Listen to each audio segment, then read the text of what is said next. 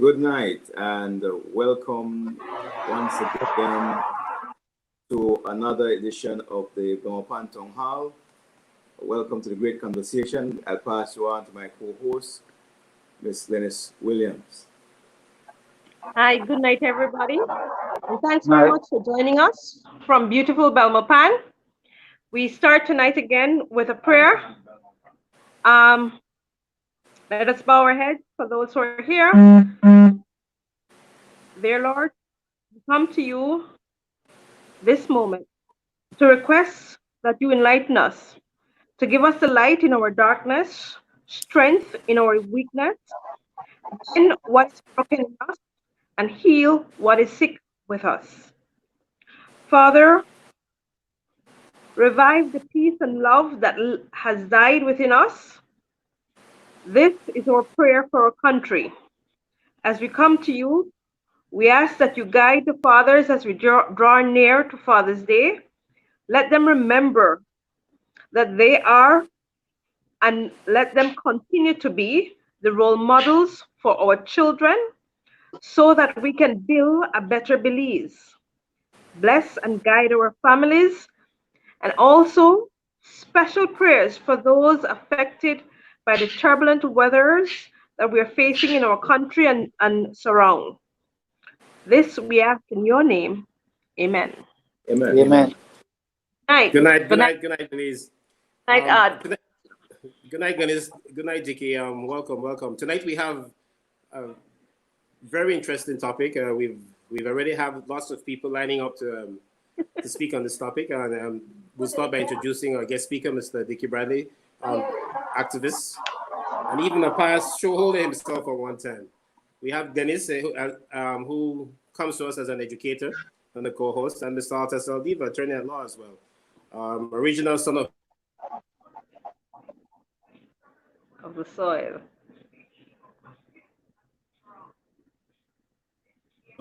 Sorry for that small interruption. Yeah, I use the term original son not lightly at all because Belmopan was in its early genesis one big family. It was not by choice. It was small. Nobody had any time to dislike anyone. And so our experience as kids was very different from the rest of the country.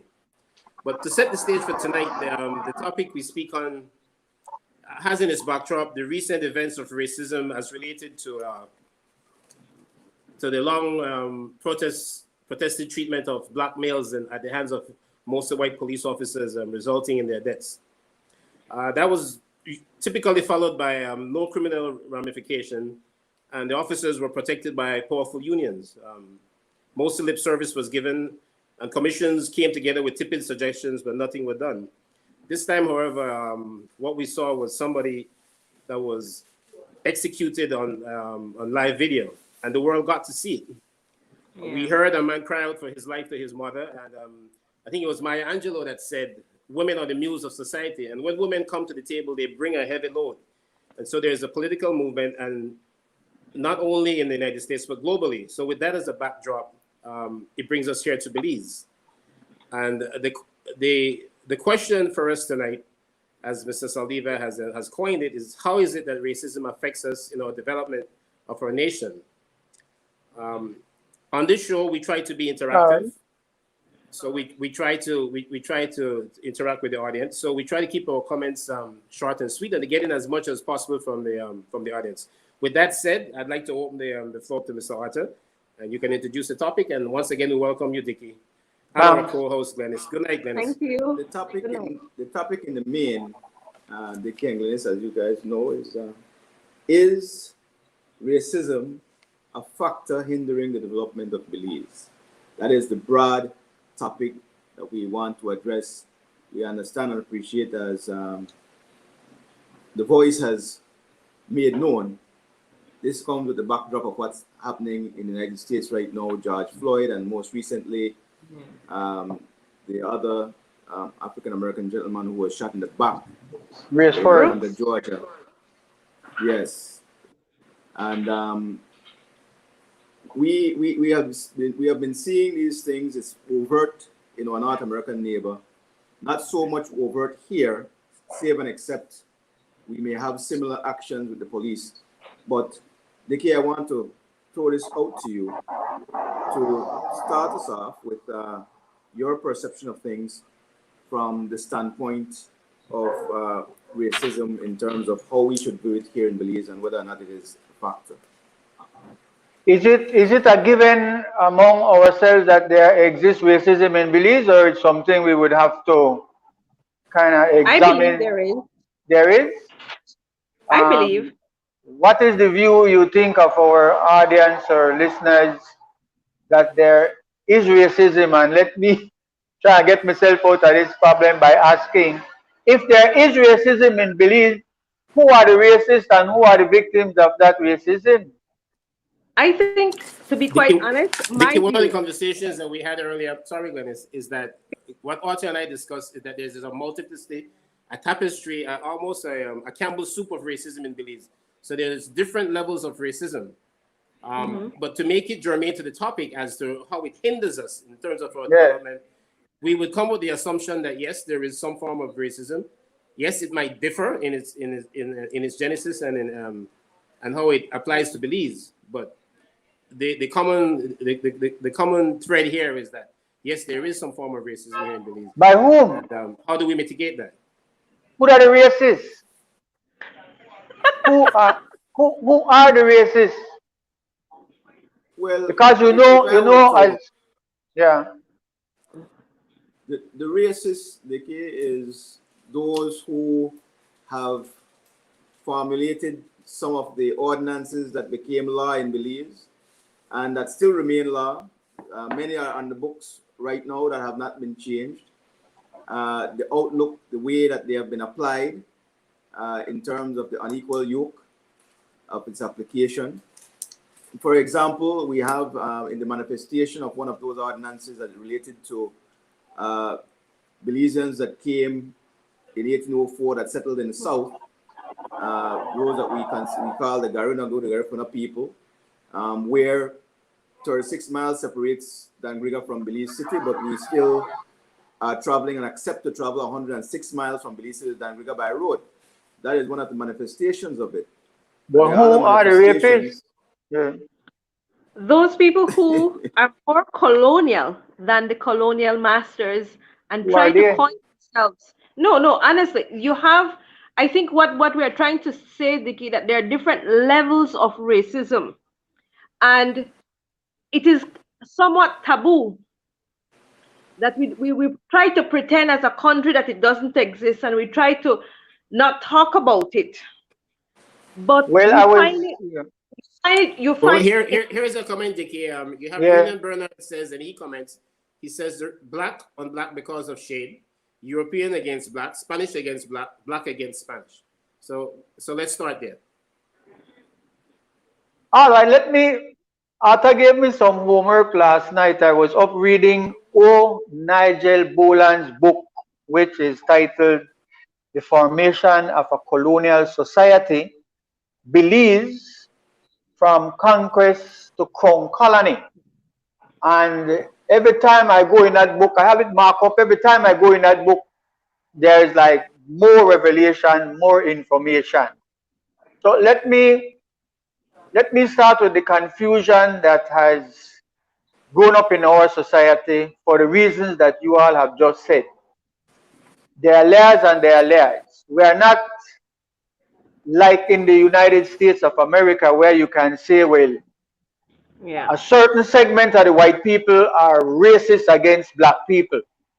That's born out of the fact that the whites were the slave masters and the blacks were the slaves and were in law listed and treated as their chattel, as their objects that they own, sheep and cows and so on.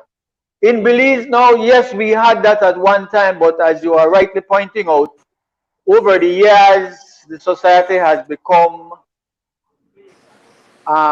in fact, we have one of the most interesting things, I think, in the sense that all the great tribes of the world, all the great races of the world are right here in tiny Belize. The Europeans, the Africans, the Indians, the Chinese, and the variations. And then there is also the original indigenous peoples of the region, for which we refer to our set as the Mayas. And Arthur just highlighted that along came our brothers and sisters from out of the Caribbean islands, who we refer to in Belize as the Garinabu. In Nigel Boland's book, he refers to the fact that very few slaves came directly from Africa to Belize. They went through the warehouse at Jamaica. And the slave masters here, who were small in numbers, preferred to be on the safe side by getting slaves who had already been broken in. They already know their place in this slave master hierarchy. But interestingly, he also refers to the fact that we were importing Creoles from the Caribbean. And by Creoles, he is using that word the way we use it even now. Creoles being basically a mixture of Europeans and Africans. In Belize, there were a small, relatively small amounts of white slave masters and white people to a large population of black people. And very few women, there were like 3 to 4 men per 1 woman in our society back in slave days. Very few European men brought their wives this part of the world.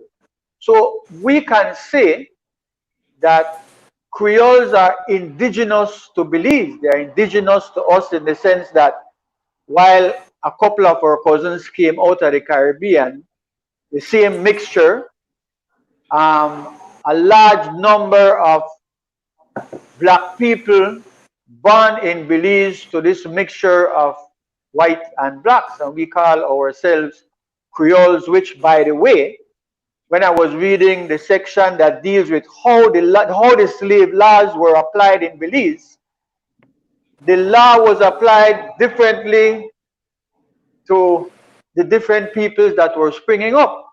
You had 4 main peoples. You had the white, you had the blacks, you had the free whites, or sorry, the free blacks, and you had the coloreds. And the law was applied most severely to the blacks. And the second one we get licked would be the free blacks. So although you were free or you were freed, you were still subject to harsh punishment in the society. So let me use that to make this point. The confusion, I think, that lends itself to our failure to carry out a discussion on this matter of race in our society, that confusion currently is because while there is a large proportion of poor black people in Belize, we don't want to look at it as being the product, the result of outright racism, because there is also now quite a number of poor Hispanic people in our midst. When I was younger, Belize City was the home of the Creoles, the way Stan Creek and Danguiga is the home of the Garinagu. But now a large number of Hispanics have come into Belize City, and we see struggling poor Hispanic people the same way we would see struggling poor Creole people. So the racism is I think somebody said soup just now. It's a soup of confusion because of the Mennonites, the white people, the Americans, the black people, the Creoles, the imported blacks from Nigeria and a little bit from Haiti, and then this wide among Hispanics, who are the majority of the population now, but they are not as homogeneous as we would think they are because they come from Salvador, Guatemala, Honduras, and a couple elsewhere. So it's hard to, in our society, you can't just say, well, boy, see the racist then there, because it's hard, for example, it would appear to us, and I'm talking a Belize City perspective, that the Chinese seem to be racist towards we Creoles. But we don't want to outrightly accuse them of racism. We don't say that, Well, Dickie, allow me to. That's one. Sure. That's one of the issues you sort of took from out of my mouth that I was about to mention. You have racism. You have institutionalized racism when there is apathy on part of the people who empower, who do nothing to empower people that are being disenfranchised. For instance, if you go to Spanish Lookout or if you visit some of the Chinese shops, they don't hire but a certain persuasion. Those are some of the subtle forms of racism that we choose not to speak about, but they exist and they're glaring. You might want to comment. Yes, I agree. I think you might want to comment on that yourself. Well, yes, we have seen and it has been commented widely the situation, especially on Queen Street and Albert Street, where you have stores and businesses advertising that you must be able to speak Spanish in order to get a job. And the vast majority of people in those communities in the south side of Belize don't speak Spanish. And the customers won't be speaking Spanish most of the time. So the requirement for Spanish to be spoken is one of the ways of keeping out Black Belizeans from getting jobs in those establishments, which, again, we have to put the responsibility for that taking place on the Ministry of Labor, who is supposed to be looking out and safeguarding the interests of the population and the people in these communities, because they have certainly abdicated that responsibility and it has to be addressed. I believe Buddy Brown, one of our regular viewers and contributors, has made a comment here that we have now KKK living in Belize. I believe is referring to the situation in San Pedro. Yes. Where, Farmer Grand Wizard. KKK, yeah. A grandmaster lived out there, no? Yes, yes. Mm-hmm. Well, you see, the confusion, Arthur and Venice, is that the racism is mixed in with economic factors, in the sense that we first of all, let me be a little critical of ourselves. We Creoles, who are also the product of this, what was referred to on what still is this divide and conquer. We had suffered something down through the generation. In Nigel Boland's book, he points out that in one of the early census, the British are masters at keeping records, writing down things, counting people, how much chicle gone, how much mahogany tree, how much alligator skin. It's an amazing thing, the records that they kept. So in the census, a lot of the Africans who were being counted called themselves by the name of their tribes or where they came from. So you have a lot of Igbo Jack, you have a lot of Coromante Jim, you have a lot of Congo Will, you have a lot of the Ne Angola Jim. They tried to hold on to some portion of their names or their tribes or their country, their nationality from back then. If you notice something, myself and Arthur were in a back and forward on a totally different topic, but I want to segue from it to make a point. I was saying to him, because he will tell you his view of this racism thing among Creoles. I was saying to him, nothing can beat how the white people have taken Jesus' religion and completely appropriated it. They named Mary and John and James and all the Bible names you can find. The English people in there, so Peter, Paul. So what I'm leading up to is that everything African has been completely shedded by It's us. been diluted. Well, if it was diluted, it's not bad, but it's completely gone. Nobody wants no connections to Africa. Nobody wants no connections to blackness. As a matter of Exactly fact, something I want. right here on the 1st of August, that is the anniversary of the emancipation of slaves throughout the British territories. It was a big thing in Belize.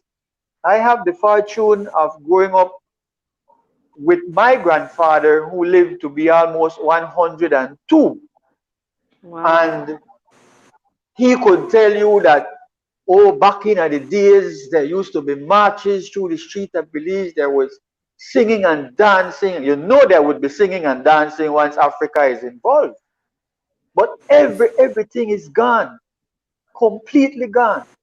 And while it's flashing in my mind, can I throw this also out that I know from my grandfather, and I come across it in a different way in Boland's book, that sometime in 1780 something, the British were forced to remove their settlement in Nicaragua. So they came, couple of the white slave masters, the white people, the Europeans, the British, came from Nicaragua to Belize, which would have been another British settlement in the region. They brought with them their slaves, and they brought quite an amount of the mosquito Indians over to Belize. And so I want to make this point. One, the mosquito kings came to Nicaragua, from Nicaragua to Belize, and they were crowned. They carried out their coronation at St. John's Church on Albert Street in Belize City. That's how big the situation was back then. There are not 5 people, there are not 20 people, there are not 100. They doubled the population when the mosquito Indians came. Now, we Creoles know about the mosquitoes because we call them Waika. A lot of Waikas lived on the George Price Highway in Blackman Eddy, interestingly enough, Blackman Eddy, and Tea Kettle, and those villages. There are still people who could tell you who were Waikas. Let me go one step further. As a child, my people took me to Yabra.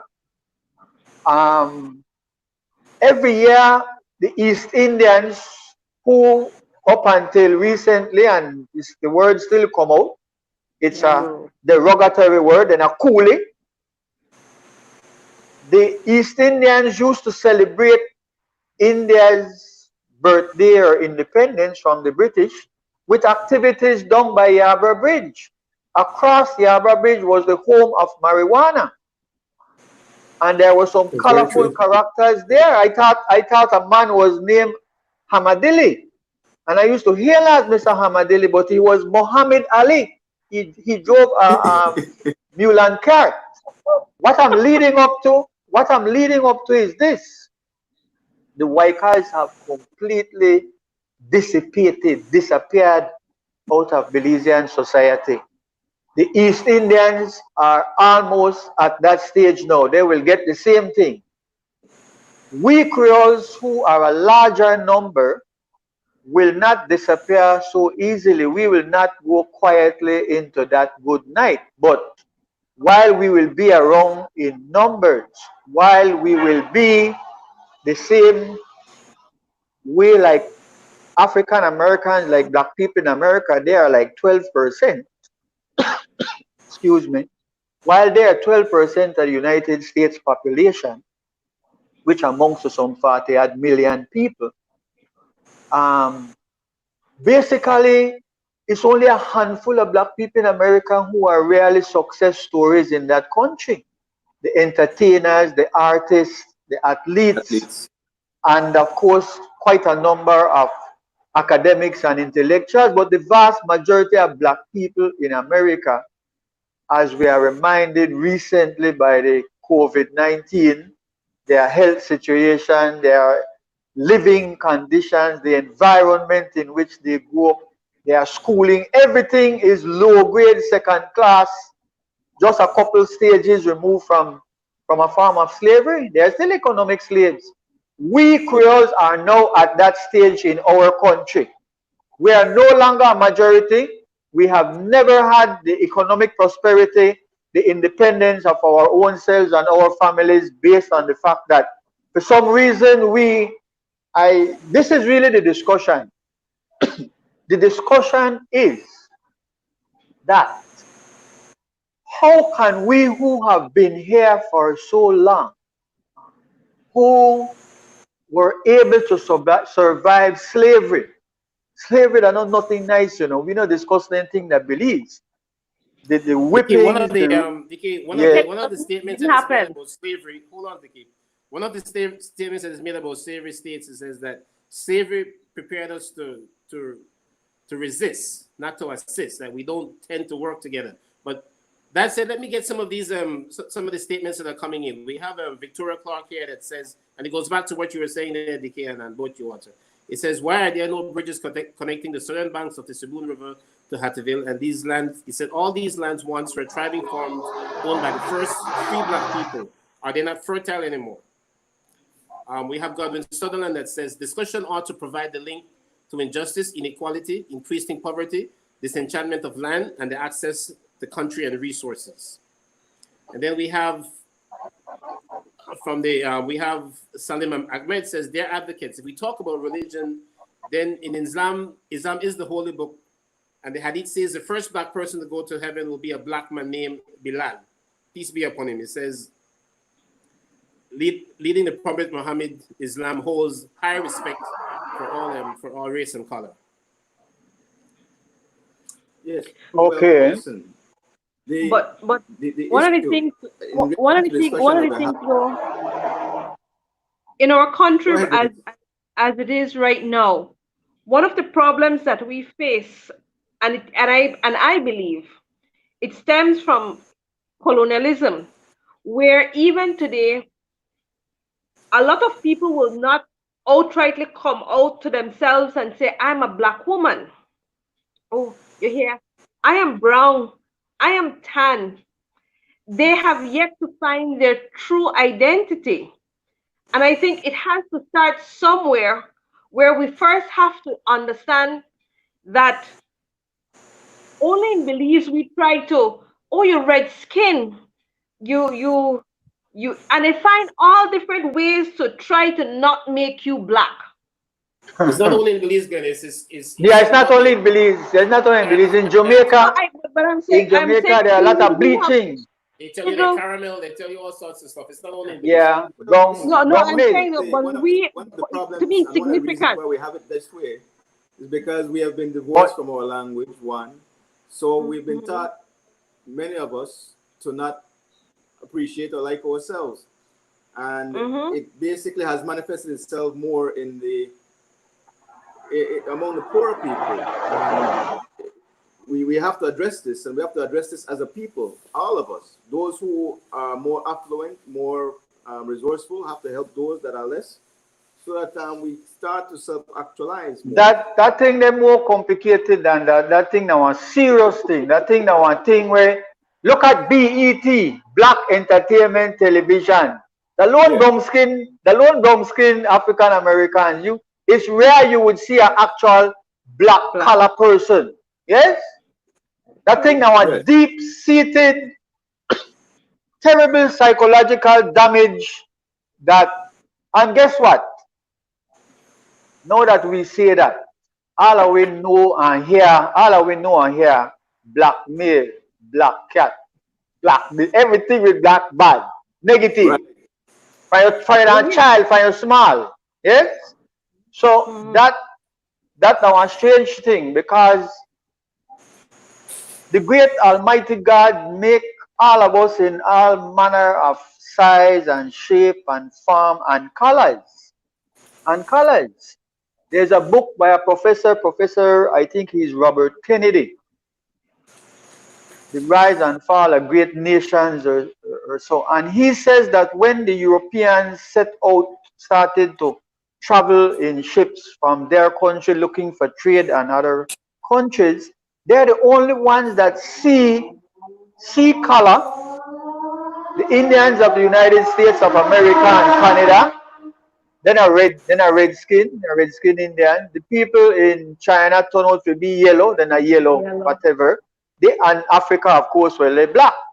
Yeah. And with the slave trade, which was, yeah, there was slavery all over the place with the Arabs and the white people and people before the white people and so on. That was a normal thing, but there's nothing to compare to the slavery of black people out of Africa. Right. I only recently heard, like a couple nights ago on one of the American shows, oh, but they say nothing about how it was black people who were capturing black people and selling them to white people.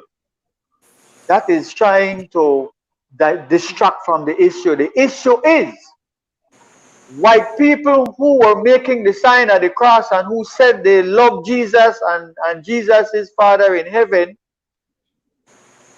subjected black people out of Africa to the most horrific treatment that one set of human being can do to another set of human being. And because we don't discuss it, as Arthur has said several times, because we don't discuss it, we are unable to unravel some of the things. I have a view. I know I'm jumping from side to side because I know time will run out and out.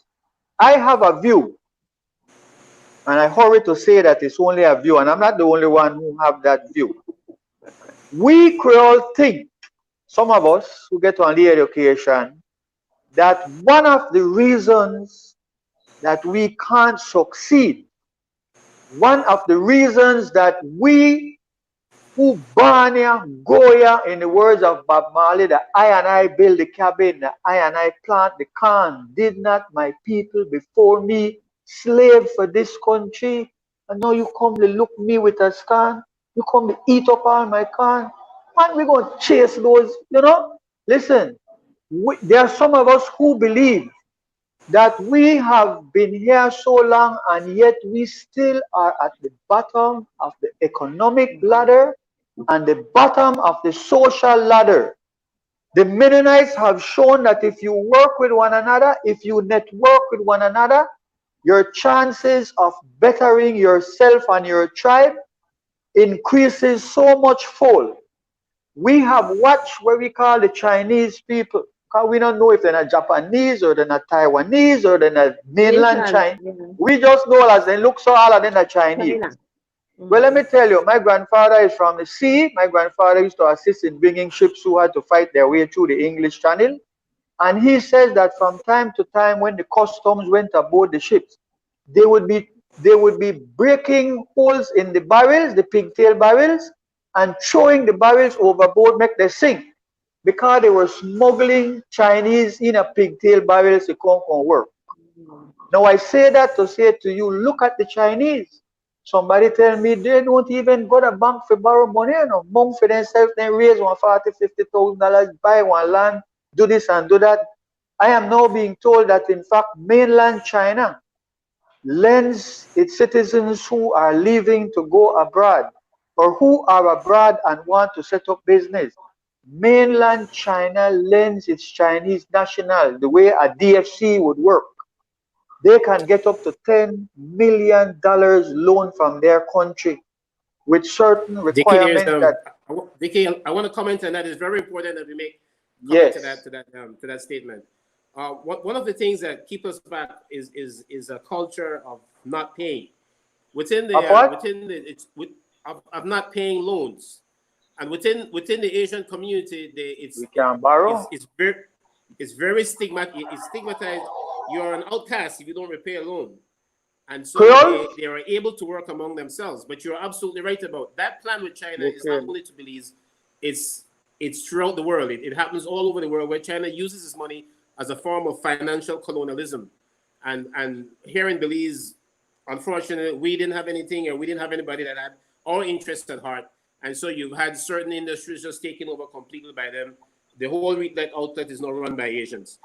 We have Amara Smith here that makes a very important statement, and it's something that you guys as attorneys might want to address. It says, why are we not talking about the black men assaulted and killed by police here in Belize? Well, certainly it's part of the discussion. I mean, we have had situations in the past. We have the Arthur Young situation. We've had other situations here where we have seen the application of these militarized police tactics and the way it has been unevenly yoked towards having young black males be incarcerated and be subjected to police abuse. In fact, just as recently as this evening, I happened to have the experience where a young mother, single mother of 4, had her home invaded by the police In Cotton when Tree. she was not at home. Dickie? In Cotton Tree Village. In Cotton Or Tree Village, thereabouts. yes. And Yeah, there's a video circulating where like 24 police officers rushing our lady yard and rushing her house when she was not at home. But let me cut you across by saying what I was trying to say because it applies to this situation as well. I was trying to make the point that the Chinese, they all network and work together. So too the people we call, we used to say they are Turks, but they are Indians from India. And the different ethnic groups, but not us, not Creole. Why? I was going to tell you that, but I must hear it somewhere. We are suspicious of one another. We would have gotten that suspicion from the fact that in that slavery soup, some of us are from Nigeria, some of us are Igbos, some of us are Ashantis, some are Mandingos. We are different tribes. The white man used to say to one tribe, watch where they talk with them one day, because then they come back, they tell me how they plan to do this and they plan to do that. Keep your eye on them, no trust them people there. Carefully tell them. It must have been something like that somewhere down the generations that made us so suspicious. Sorry? We had the occasion, the key of Freetown Saboon, which was a free community, Manante. Maroons. Right? Runaway slaves. And those were the first people in Belize that were subjected to that divide and conquer tactic. They were basically ostracized or kept at bay from the landed gentry in terms of those who remain in Belize City, because the colonial masters did not want mass exodus into those areas. So eventually the same treatment that they got was given to the Garifuna, the Garinaga people, when they came eventually in 1804. And the funny thing about it, Dickie, is this: back in 1804 was at the time of the Haitian Revolution.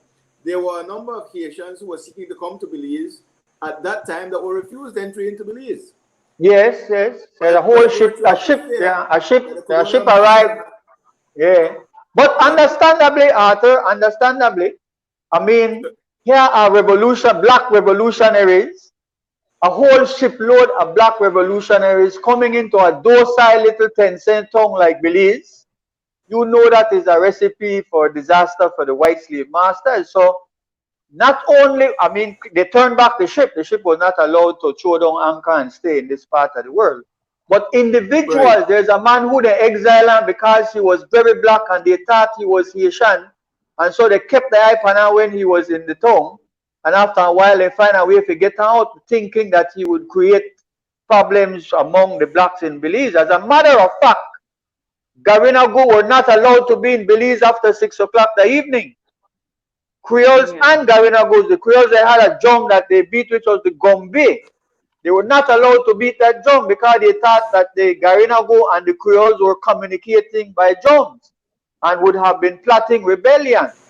Do you know that all that bull and that propaganda that slaves helped the baymen in the Battle of St. George's Key was pure nonsense? When you read the records, and so slaves were running away after the so-called Battle of St. George's Key. Thomas Paslow, who had tried to promote himself as one of the great heroes wanting to fight the Spaniards and so on, 15 of his slaves broke away from him as they get a chance. And they told the others it's because of the terrible treatment that they received from him. In fact, Arthur and Glennis and others, Thomas Paslow, whose name was on a big building by Swing Bridge, one of the big beautiful buildings, was named after Thomas Paslow, a white slave master. worse than only being a white slave master. He was such an atrocious human being that his fellow slave masters took him to court. There was a trial. He was found guilty of mutilating his slaves, and he was in fact punished with a fine. And we are in the home of Creoles, educated black people up until 1980, 1990, the turn of the century. And they are passing every day the swing bridge and one cruel slave master who do for their ancestors thing. So he named in a big bold letters on top of the building. I say that now to say this. The liars, they don't say anything about what Arthur referred to quite rightly as the militarization of the Belize police force. They're all wearing army uniform, carrying machine guns. Can you imagine that police at a checkpoint with machine gun? So what if something happened and you upstart or you decide to drive up? They want to riddle your vehicle with that high-powered weapon. We are, listen, we problem from back then, and because we don't know our history, we have no leaders, we have nobody who is prepared to come up and talk real say to our people. How come there are like over 200 Chinese shops and stores and we don't have none? How come all our way pack up that the Chinese shop for $5 chicken where they fry in our fat, which is not healthy? And if the one thing Creole could do, they could dance and they could and they could cook. And they could cook. Yes, there's another word that rhymes with cook, which they also can do, which they are experts in, but how can you be such talented people and yet you can't sell rice and beans and can't sell fried chicken? Not even to your own people, not even to your friends and your family. Everybody they rush out to go buy a $5 chicken. Well, Godwin Sutherland basically said, and what he contributed a little while ago was that there are a lot of powerful black politicians on the south side of Belize, and so much blacks on blacks killing over the last 10 years. How we explain this? Yeah, but I would interrupt you to tell you, we left politics out at tonight's discussion. That of another night. Right now, we have kind of established that clearly we Creoles, we Coffee, we are the victims of racism for a long time. And then as Glennis quite rightly has started off by saying, a matter we can't hear no discussion pan, we then gone through a long period of being colonial subjects and objects that they took the chains off of our hands and feet, not our minds, not in our heads and our minds. So we continue to slavishly just go along with accepting. You see, part of the problem, Arthur, is that, and you are from Belize City as well as Belmopan, so you would have seen something. Because I know your mom, she was at St. John's Primary School. They live right on Dean Street. Yeah. You see, the situation is this. Imagine this now. We grew up so poor, we Creoles. The vast majority of we were always poor. Very poor, you know. A lot of we in my time go to school bare feet. Do you know that, Glennis? Yes, you've not seen school children go to school without no shoes? No, you don't see that in your time? No. That's where you are wrong. You're wrong. You see that in your time? Unlike what most people believe, I was not always in Belmopan. I grew up with a family where because of his job, I was able to live in PG in San Antonio. In poverty? Not necessarily, but I've seen it. You're a bourgeoisie, you're a brown skin bourgeois. No, I tease you, yeah? There's a question here. No, but I have been able. Sorry. So let's go to the issue. We established that there's racism. We not properly establish who are the racists. So but we can establish who are the victims of racism. We Creoles and the Garina group and the Mayas, they get the worst of it. No, yes? Not only that, Dickie, within our own culture, we have a thing where instead of trying to help each other, most of the time we don't want to see the next person's progress. We are too competitive that we try to drag the other person down. And I think that is where we fall short. We have not been able to develop a system of brotherhood. And when we do, it becomes in a negative way. Because honestly, that's why we have gangs that are good organized, No, because but they have the learned. gang, It's just that we have not been able to tap into them properly so that they can become more productive. You see, the thing is, if we really want to change people, we have to stop having these people be dependent. But however, if that happens, if we have to start to teach people how to become more independent and to think that they can, you will find that let us hear Guys, powers we need will to hear from some of the comments. Yeah, because time is on hand, right? And we have Papa Curly, who says the system has trained us to be servants. We need to teach people how to become entrepreneurs. This is more good trade point. school, and don't get rid of trade. We have loads and loads of statements that are coming. Very interesting, and we apologize for not being able to take all of them in a timely manner. It's not often, Dickie and Arthur, that you get two attorneys to the table. And one of the discussion that Arthur and I had earlier today is that there is a form of institutionalized racism, and it plays out in the courts. It plays out in young boys, young black boys, and Hispanic males having a high number of conviction. Belize is one of the country that doesn't provide representation unless it's paid. You guys have done well for yourselves, both you, Arthur and Dickie, and other attorneys, because it's almost like a cottage industry that crime has created. But recently, you guys have done something that is dynamic and it's interesting. You've come together, you form a coalition of attorneys that are addressing some of the issues. I would really like for you guys to speak on that tonight. Well, yes, certainly, Mike.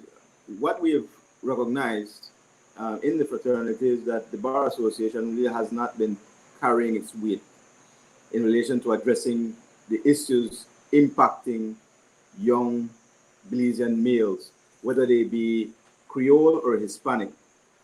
And those issues, especially as it relates to the criminal bar, has had many young persons lose the ability to recognize and realize their full potential by being marred with unnecessary convictions for petty offenses, marijuana possession, and things of that nature. So the Association of Defense Attorneys has been formed to bridge the gap, to basically stand in the breach where the Bar Association has not carried the weight, so that there is a voice to address the shortcomings that we see in some of the laws being applied. And one of the issues that came up was the recent state of emergency and the way that that has been applied. We had the situation where a young lady was abused at the hands of police, and police have taken on certain powers that really and truly they are not ready for, because our police are not a professional service as it should be. We know one of the reasons is that we are pulling many of the officers from the primary school situation, and they don't have the capacity, the aptitude to apply the law that they themselves only are briefly exposed to. So there is the need, and the association has come to provide assistance where the citizenry is concerned. Dickie could probably go a little bit more on that.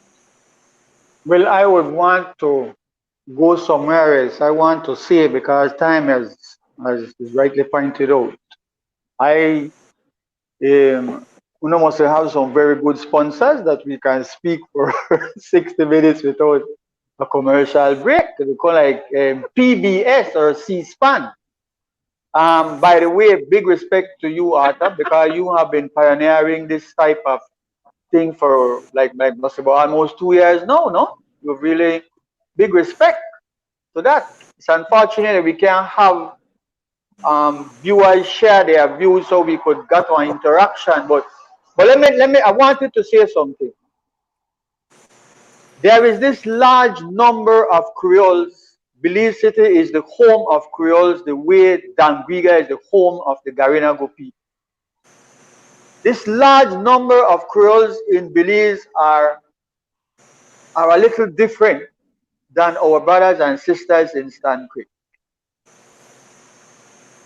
In the sense that it's a pity we don't have time to talk about this colonialism and this slavery a little bit more, but let me mention what I want to try, There's what I'm always trying a to part say. two. Don't worry. I want to say that you could say Creoles on the south side of Belize or in the whole of Belize City, but we are all not one, like we're not really one. We're not one people. We are different in the sense that somebody talked about the Bar Association just now. The Bar Association is made up of middle class people, of lawyers who don't really want to associate with black people.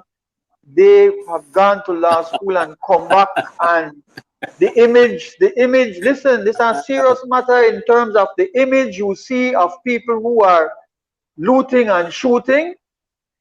The image of Creoles, by and large, the robbers and the criminals are Creoles who in desperation have gone down a wrong road. So the people, the Creoles are not one people. There's no leader. That know when we go to church or go to school, all of we think the kind of way we are even negative towards one another. The new generation that is here, they will shoot somebody off of their own base for $300, or if you quarrel off and leave it a weed. Something which is like, if you ever go tell the grandparents in the society, you know so and so, do so and so to so and so, who they, then they shoot their own uncle, they shoot their own family. We're not all one people. We can't talk to one another. We are very different, you know. Part of the racism, part of the legacy of colonial mess up your mind and that long period of slavery is back in the slave period in Belize. The white slave master would handle the brown skin picnic better than the black skin picnic because the brown skin picnic of a hay picnic. You understand? If you look at what was happening at St. George's Key, there were more slaves than white people out at St. George's Key. And all the slaves that were taken to St. George's Key were domestics, whether male or female. A large number of female were there, and it happened here on the mainland in the Little Tongue as well. The white men were having sex with the black female slaves. Black male slaves can't have no sex with no white lady. That's the instant death. The instant death anywhere, whether America, South America, or Belize, or the Caribbean. So these white slave masters who were shot of their white companions and have all these Beyonce and Jennifer Lopez, the knockoff, the place. I'm not attacking the women. All these good-looking slave women, they were having children with them. So you have what the history books refer to, or what they in their correspondence refer to as the colored people, or the free colored. Because when the baby born, all of them no born black, some of them come dark, some of them brown, some of them got what we just call one mingo color, meaning they kind of clearish. Well, in the Bar Association, you have people who don't want to associate with black people. They have never been to a police station in all their career. They don't know how the inside of the prison looks like. They don't go there and see the human tragedy that me and Arthur and some of us see. They don't never walk the streets of the south side of Belize City. They have never stopped and buy something in our shop. Can you imagine that? They have this education, they have this skill. That skill has made them wealthy. They have distanced themselves from the rest of their tribes. They don't even want to associate. And that not only apply to liars. That not only apply to liars. Yes? So you have But this. it goes beyond that. Situation. There's a bit of dysfunction that goes way beyond that. You have Vidal, which is the president of the bar, and she's the person who's prosecuting these cases. No call name. Well, I can. You can say no. I can. No call. No. That's not serious. Yeah. I think that is out there in the public, isn't it not? Yes, no, it's a public matter, but the role of that job is to prosecute cases. Look at the commissioner of police. I know a black man. I know a Garinago. I know a coffee. And look where Ghana and in the state of emergency, they probably arrest more people than we test. People have the mask and they haul it down just so they could drink some water and they get arrested. Yes. A lady told me this is a story only 3 weeks ago. She and the baby walk on the street. It look like the baby bust the Lee mask. You know, only need two same mask that they string no all that strong. She the stick down to try help. Then go with she and baby. And because it talk, because some of we want talk and all of we are docile slaves. We will talk because she rail up and make a big noise. Guess what catch she? They carry on the yard, left it picnic with somebody and lock up for 48 hours. Because the mask made it down because they try to help you leave baby. The black people do this to black people. We're not the same. We have one of the settled. comments I believe from Mr. Blada was that mental slavery is one of the legacies of colonialism. Big time, exactly big time. what's causing Big time. the kind of treatment that we're receiving at the hands of black police officers. Big You time. also say institutional racism is very strong in our courts, schools, university, scholarships. Scholarships is important. It's important that you mention that because you guys have been the recipients of that. Yes, and advocates But- for persons to get scholarships as well. But you see, like, listen, the problem is not like in the United States of America where there is. The institutional racism is set up to oppress and keep black people down, keep them in a place. In Belize, that is not just that, it is more than that because we know among ourselves, among ourselves, we need to check for ourselves. And that's We where need it to do becomes better than this. The first thing we start on a hard thing to talk about, but the truth of the matter is, Creoles, they have to mind their picnic. It means you have to go there and somehow or other in a society when not give you work, when not interested in you or your picnic or your girl, you have to find one way to carry one leave money home. Now listen, a lot of the crime and the thing is involved with that. The women they are at home and the man have to get a sense that you want to get job because you know they bring nothing.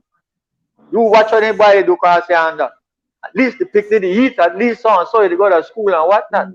So that internal pressure from inside. But we need to start to provide some forum. I know the plural of forum is forum, but I don't want to go there. We have to provide outlets so that those people can talk to one another and to themselves and start to, you have to lift up yourself regardless. They said, this is the biggest quarrel with me, you know, we got this argument, so like, that among our own selves, we have to put the blame on we, which is not 100%, but it's true. We need to say it. We need to say to one another, boy, how will it go on, man? You got a girl and the girl gonna pick me. You just have to find a way to help and mind the baby. No fair to the baby, no fair to the girl, no fair to the child. Right. We need to talk that to we people, and so you can't have 12% of 300,000 people is like what? 12 is 36. You need to talk about with at least 40,000 people. 40,000 people in a society in which they have now become the minority. Can you imagine that? We have sat back and become a minority in our own country. And it's unfortunate, we don't have a lot of time. There is no population policy. There is no immigration policy to say that something has to be wrong in our society. One of our contributors, Charmaine, is saying we will be needing a part 2 of this discussion. We would be great if viewers can be added to this discussion at various points in the discussion. Don't worry, we are working on that. We're working on a way that you can actually have your voice be transmitted from where you are and we'll field the questions that way. Trying to work out. We need to talk. We'll do we need to talk to free people, Dickie, the last time you and I want to talk show together, the issue many years back then was about the legalization. We weren't talking legalization, we were talking decriminalization. But we have a comment that says Belize imports. People won't let this topic go, and we need to bring you back and have that discussion again. It says Belize imports about 75 million in cannabis yearly from Guatemala and Mexico, which really affect the economy of Belize. It's about 75% of Belizeans smoke weed. Belize need to start growing weed. 75.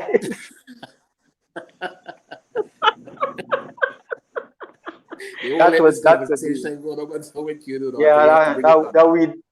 That is a good point, you know. Can you imagine this, Arthur and Dennis? That Don't get Glennis started. one simple thing like smoke weed. We dey smoke Mexican weed and we dey smoke Guatemalan weed. We And don't Belize got smoke a Belize. better one. Sorry? And Belize got a better one. We don't got none there. We don't have none. Anymore. We can't grow the thing. You know that Jamaica one time they had a song said that if you burn me weed feel and they can burn your kid feel. You can't burn me out like that. This is how I make my money. Can you imagine that it is very difficult because as Nigel Pitio has pointed out, we don't even have land. Can you imagine that? We they have the record of the first slaves is around 1724 when black people showed up in Belize. The missionaries they noted that there were some Negroes among a handful of whites on the settlement. 1724, probably here earlier. We are here so long and we don't have land. We have accepted that we want closing one lead downstairs that we granny house. We want put one lead kind of thing like latrine in the back of the yard. Look how the white man does that. We don't want put in one sewage system. They got rid of number 2 in a bucket and carry it, go throw it in the canal, the waterways. From decades to decades, from generation, we were all just quite satisfied with that. And guess what? The man they don't carry us like bucket, you know. That the poor girl they have for the people over the fence to see if anybody the out or we run go to the canal side, go throw the thing. And it's me and Atam they look on the summary jurisdiction petty offences laws the other day. You know it's an offence to stone a train in Belize. It's against the law of stone and train. I want to know which train you wear a stone. But listen to this. They pass a law. They pass a law that you can't carry out your slap bucket before 6 o'clock. No, man. They don't want to see nobody the back, no shit. You can't go throw your slap bucket before show, you know. Huh? Right. But There was some laws. There people who could tell you, well, your man got one next lady that the why they give you trouble and so. It's an offense to the advise people or do obia. It's a criminal offense to obia. It's a criminal offense to hold somebody hand and look on him palm and say, this line, meet this one because you want to meet one new person in your life. It's an offense. So I'm trivializing a situation, but I want to end with this point. That Creoles have suffered the end results of years of slavery and then a long period of being colonial subjects of the British. The British that were cold, cruel people, you know. For the last 100 years, there has never been a year when the British have not been involved in a war somewhere in the world. Then I know nothing nice, you know, white people. Eh? Sorry, I don't want to sound like no racist, but the truth is the truth. The British, and especially the American cousins, these are cold, cruel human beings. Of course, not all of them. Not all of them. Just like you can look from we and say, why black people from Africa, then are this, that. You have good Africans, you have bad, you got good white people, you got bad. It is true our Indian brothers and sisters up north say that the only white man is a dead white man. But listen to this. The Creoles are at the bottom of the economic and the social ladder in Belize. And a big portion of that is the result of the racist treatment towards us, that the Chinese don't employ our girls not even to sweep out their stores, that the Indians who have come send all the way to India. They are involved in a thing that is called human trafficking. Yes. They bring a number of Indians here to Belize. They work for a while and then you don't see them again. $50,000 US and they find a way to get them into the United States. We are here. Guess what? We happy with that, you know. We like and the Chinese do it too, you know. Every one of them. Hmm. But in a sense, you can't say, well, you see what we're going on to is the other thing is like, man, the kind of bad name with it, and we own people, they tell you, boy, Creole lazy, me don't want to hire them, man, they come to the work, they not do this and that.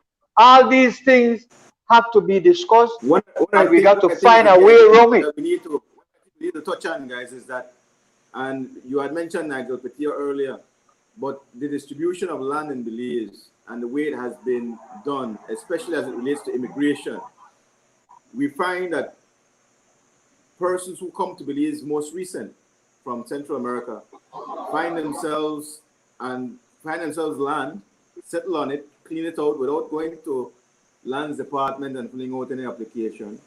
And at times like these, when elections are coming, these very people are being regularized with nationality and given land.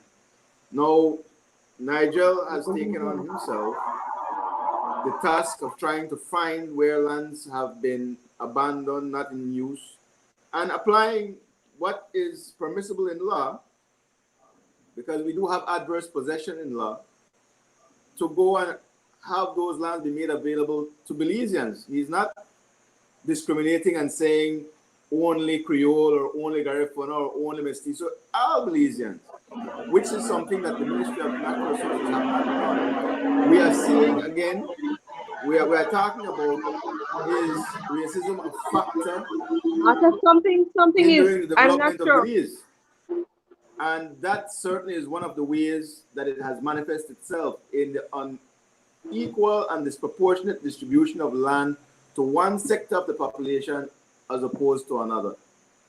Agreed. Well, Arthur, if a people are properly educated, if a people's consciousness is raised, then they will be able to appreciate right away, why is it I am here for 300 years and I don't have 50 feet by 60 feet to build a house pan.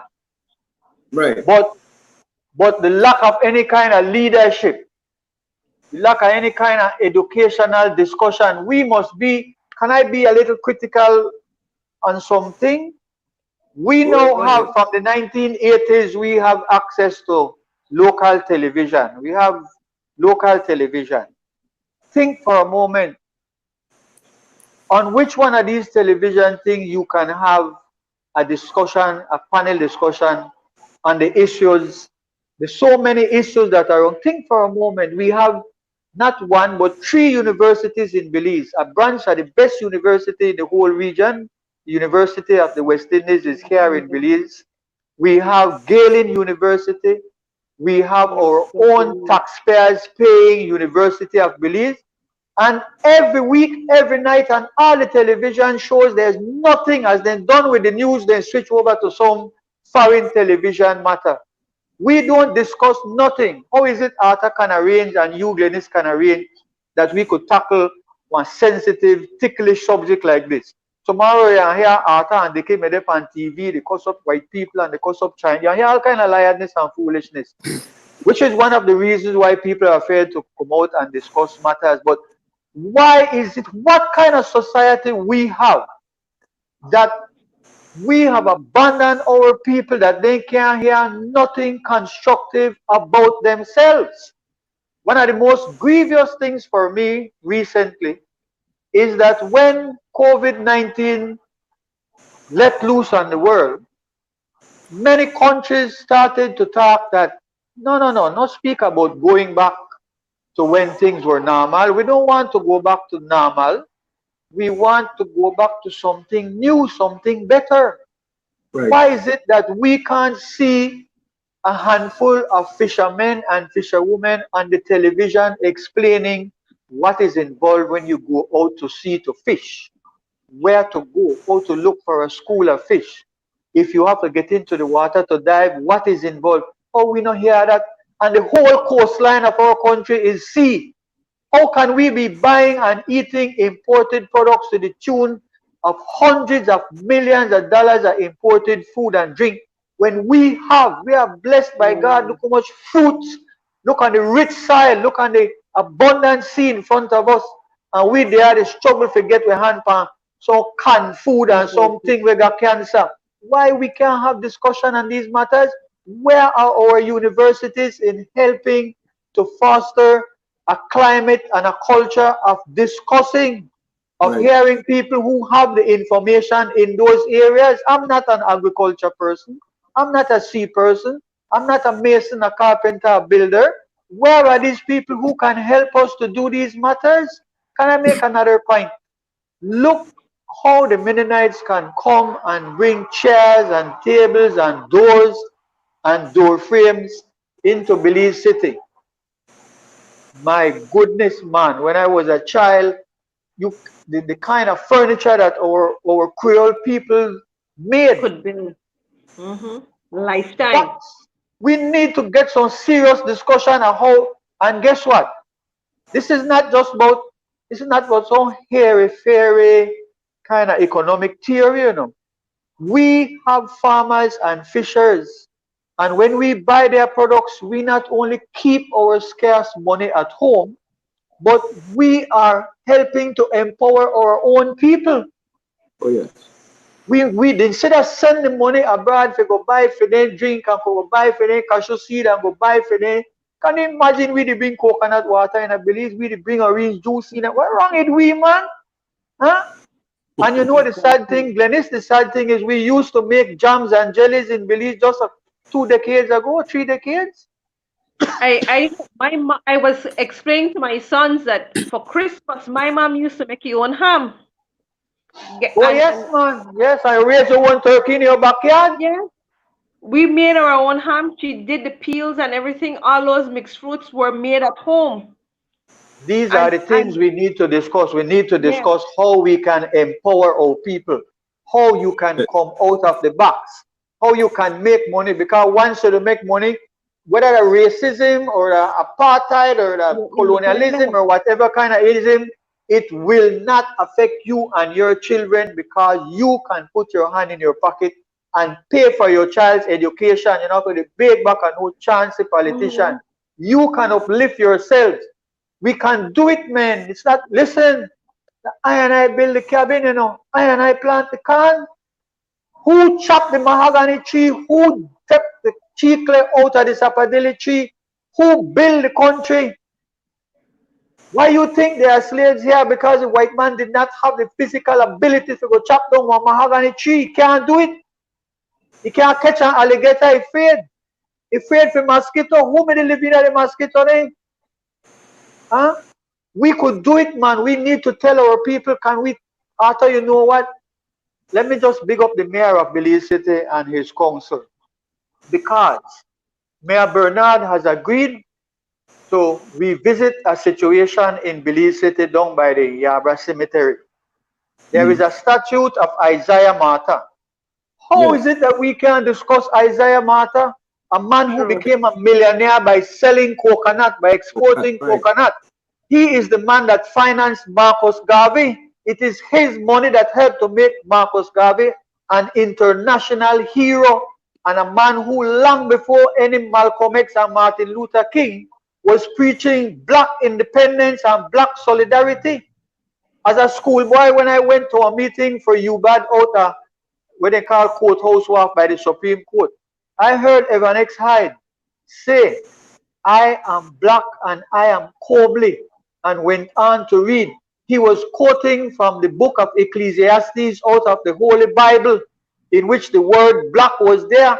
I am black and comely means in another form of English, I am black and beautiful. Look how long, I mean, we need to really start to discuss. Can you know that I go to Wagner Lane still yet and try reason with my brothers, and so they kill my general Shane Bujan. That is a big blow to me. He's the last connection I had. In December, can I hurry put this in? In December, I think the 13th of December, Miss Leah Patnett, who lives on Wagner's Lane from the time I was there, long before, she became 106 years of age in December last year. She's going for 107. Imagine the information that lady has. She's not senile, you know. She remembers everything. She tells me who all used to live there way back in such a period. This your family, that the family. I bet you niche. But we spend millions of dollars for some National Institute for Culture. Right now, the first day of August is a huge event when black people were no longer slaves in this country. I bet you that there'll be nothing to mark that occasion, to haul out back the history books, to go into the archives and to tell us the good, the bad, and the ugly, to make we know we came from people who were hard workers. Our grandparents, they worked hard, they built their houses, which stood up to the hurricanes. A thing called Marcus and Tennant. Listen, a people without their history, as has been said over and over, is like a tree without the roots. We can't On do that note, better guys, than this. we need to wrap it up, and then we Wrap it up. All right. That was my wrap up. By speaking to E.C. Ferguson, he says, and you guys can answer to this, and we wrap it up. He says, is racism a factor hindering development in Belize? Not as much as a lack of nationalism. The Creole and black peoples of Belize that Dickie references need to think Belize, not Britannia, not St. George Keys Day.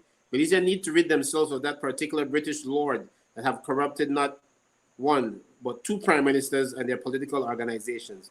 That is the hindrance to development in Belize. Let's replace the loyal and patriotic order of the Baymen with, and he goes on to speak more about it, but you guys might want to respond to that, and we can wrap up on that note. Well, certainly, there is need for more nationalism, more people who look at Belize for what it can be and endeavor to invest time, energy, and whatever resources they have to bring it to where it should be. But it goes back to exactly what has been said before. There's a lack of leadership. Leadership is what engenders these things. We've had two exemplary leaders in Belize's development, political development. And there have been more, but the ones who stand out most are George Price and Philip Wilson. And those men blazed a trail to bring us to where we are today. Sad to say, those that have come after have not really moved the needle that much because they have not invested as much in the development of the country as they should have in terms of engendering popular support for a move to bring Belize from where it is to where it should be in terms of its economic development. But we have these discussions with a view to having that be engendered because we need to have within ourselves as a nation that love for ourselves and our country to allow for it to go the way it should. And this is one of the reasons why we have to have these kinds of discussions, because if we leave these discussions and don't address them, then we continue to just put window dressing. It's like the road that just washed away. We're not building it on solid foundation. The top look good. The top look good, but underneath weak, no? The top of the road look good.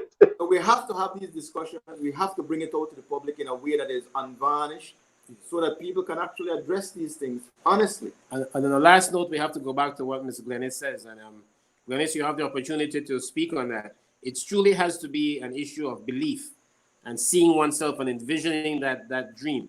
And I think you said it in the early start, and you might want to take us out on that note if you don't mind. I said to Dickie at the beginning, racism is hindering our development, because until we recognize who we are as a people and we start to look after first, because to love yourself and to give yourself that worth, it has to start with you. And once you know who you are, you're able to work with others. In order for that to happen, however, we must go back, and it has to do a lot with how families, with how communities want to look at the issue and see it is real and not just sweep it under the rug anymore. We must understand that for us to develop ourselves, the people must develop themselves, because it is the greatest resource that a country can have. It is the people who will develop the country. And so it is important for us to really and truly recognize that we have great powers, and we must not continue to be used and abused and let it slide. We must stand up. On that note, we're gone. Dickie, the people are asking that you give us a promise that you will come back on the show and join us again. So here's your opportunity to say yes or no. Me atawa discuss it. Me atawa discuss it. But Dickie. Yes, man. Thanks, man. Thanks for the opportunity. Pleasure All as right. always. Good night. Thanks for coming. No, Yeah, man.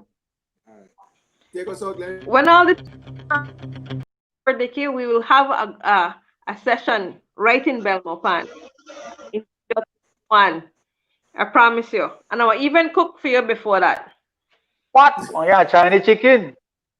Ah! One black Chinese chicken. One black Chinese This chicken. black Chinese. Yeah, ladies, thanks. Yes. And with that said, from Studio 21, let me say thank you all for taking the time out tonight to listen to us. We highly appreciate it, and we will have Dickie back.